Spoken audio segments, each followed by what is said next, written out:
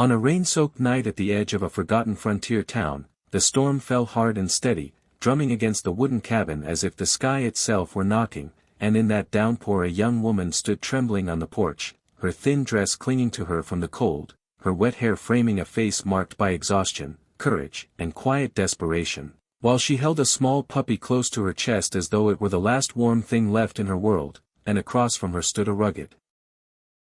man shaped by years of dust, labor, and solitude, his hat darkened by rain, his eyes sharp yet burdened, a man known in the region for his wealth, his land, and his distance from other people's troubles, and for a long moment neither of them spoke, because the rain seemed loud enough to carry all the words that had ever gone unsaid between people who lived on opposite sides of fortune. And the woman finally broke the silence with a voice that shook not from fear but from resolve, explaining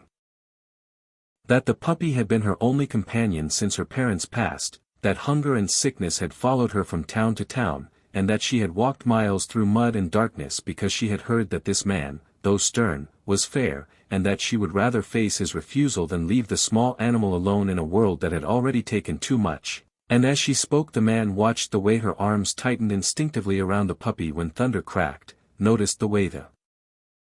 animal's small heart beat fast against her, and something old and buried stirred inside him, a memory of himself as a boy standing barefoot in the rain with nothing but hope and stubbornness to keep him upright, and though his voice was firm when he answered, telling her that life was not kind and that charity could not fix every broken story, his eyes betrayed a hesitation that surprised even him, because the warmth from the cabin behind him glowed like a promise he had long forgotten how to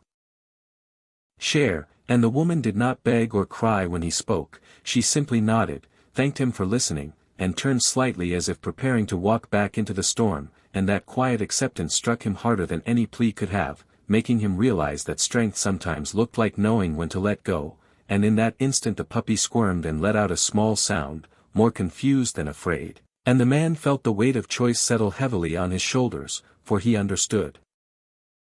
that this moment was not truly about the animal but about whether he would remain a man guarded by walls or become one shaped by mercy, and as rain ran down his sleeves he stepped aside from the doorway, opening the door wider so that the light spilled fully onto the porch, illuminating the woman's face and revealing tears she had refused to let fall until now, and he told her she could come inside to warm herself, that the puppy could stay, and that the night did not have to end in loss, and though his words were simple they carried the force of a decision that would quietly alter both their paths, because as she stepped forward the storm seemed to ease just a little, as if the world itself acknowledged the power of one small act of kindness, and inside the cabin the fire crackled, shadows danced along the walls, and the man realized that wealth had never been measured by land or gold but by moments like this, when one person chose compassion over comfort, and the woman, sitting by the fire with the puppy finally asleep in her arms, felt something unfamiliar bloom in her chest, not relief alone but the fragile beginning of hope, and while neither of them could know what the morning would bring, they both understood that this night, marked by rain and choice, would remain with them forever as proof that even in the harshest places, humanity could still find a way to shine.